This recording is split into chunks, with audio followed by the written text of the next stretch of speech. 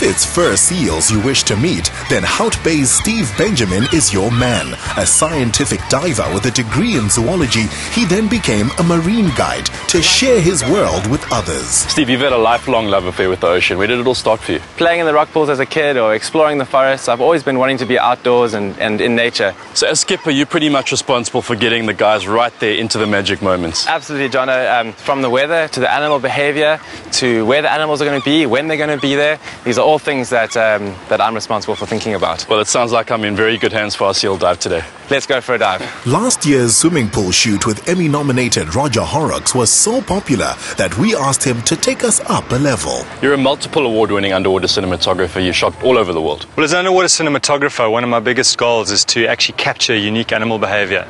And that's really what I do. I travel around the world trying to actually get those amazing stories that we can, put onto documentaries and that type of thing. And that's where people like Steve are so critical, because they often know the intimate stories and they can give you access to those types of things. While Steve's guided divers to see some of SA's most fearsome sharks, he pointed out that seals are no puppy dogs either. Hey guys, come around for a safety briefing. So these are wild animals and we must respect them, so don't pull their flippers, don't pull their whiskers. They'll come really close, but just put your hands at your sides and just enjoy the show.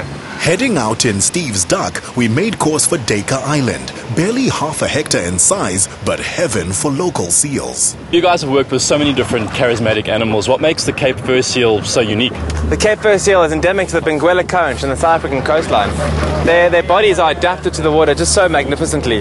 Their front forelimbs are capable of pushing them at great speeds through the water. They have a unique coat for the cold temperatures that you're going to experience shortly. And they're just all-around cute, charismatic animals. Steve, I expected to see a lot of seals out here at Dacre Island and Hout Bay, but I mean, there must be thousands here. Jono, there are about 3,000 to 5,000 seals on this island. I mean, November and December, the seals come to give birth and to pup and to mate and all the interactions going on, and that's when you get the most seals. They choose these islands because they're quite clumsy on land and they're susceptible to predators. So they choose secure, safe islands that are not that common along the South African coastline. On the Cape Peninsula, this is one of the main islands. The islands need to be high and not that dangerous because they are susceptible to wave action. So an island like this is perfect for the seals. Thankfully, the Cape Fur colony only get into the water as the day warms up, so extreme cold wouldn't be a distraction for our master cinematographer. Roger, there's this incredible connection that happens when you come close with any animal. How do you go about translating that to the screen? Well, the thing is, cinematography is really the art of creating emotion through imagery. Okay? And to do that underwater is very similar to what you do topside in terms of your lens choices and the way you frame and all those sort of things. But of course, when you're working in this type of environment with these sorts of animals, they don't stop if you tell them to stop. So you've really got to work around their behavior, and you've got to get the right sequence of shots as the behavior is unfolding for your producer and your editor to actually cut it. So that's the critical challenge when dealing with this sort of thing. The seals really hold all the cards down here.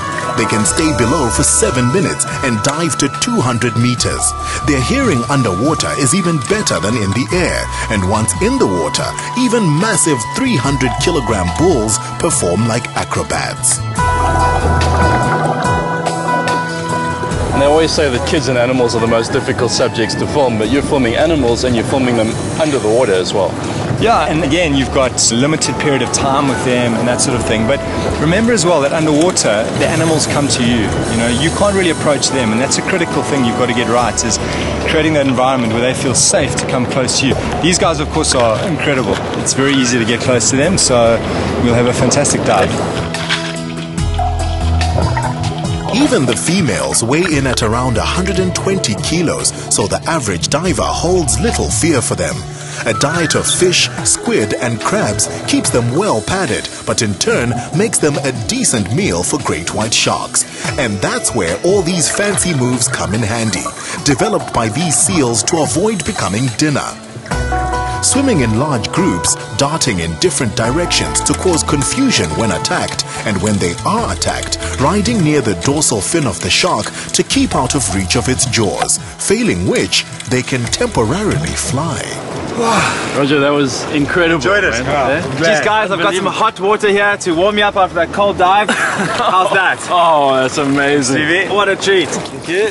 That's lekker. Just thawed me out completely there, Steve. Perfect.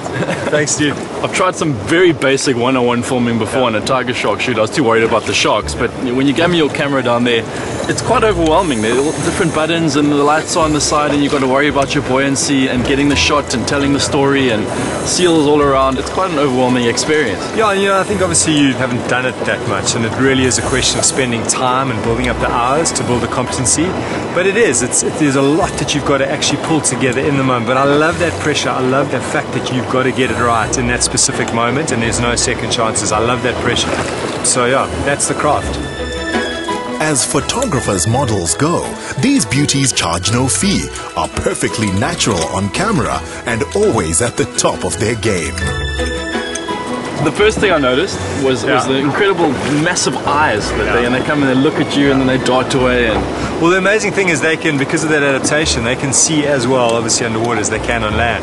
So it's fascinating to see and the way they move. And also what amazes me is that speed. You know, you can imagine them hunting. I mean, the speed that they come in and they dart and they turn away. And really what we've got here is quite a fascinating environment, because you've got the island, you've got the shallow sections where we were, and then that kelp.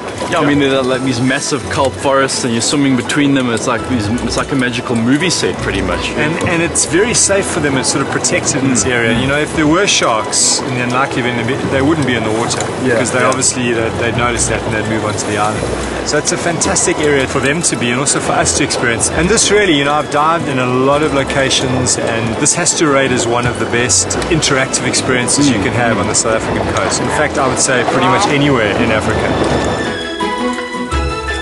This was a movie location like no other, complete with on-set catering. Hey guys, some hot chocolate. Lovely. Oh, lekker, eh? Thanks, Steve. Nice, very nice. What a fantastic day. You know, we're so lucky here. It's a whole other world down there, and there's so much to explore. This is just the tip of the iceberg. And cheers to that. Yeah, cheers. Cheers, cheers, cheers to you. Some priceless tips from Roger are to shoot on the eye level of your subject to create intimacy with them. Frame wide enough to give a sense of the animal's environment.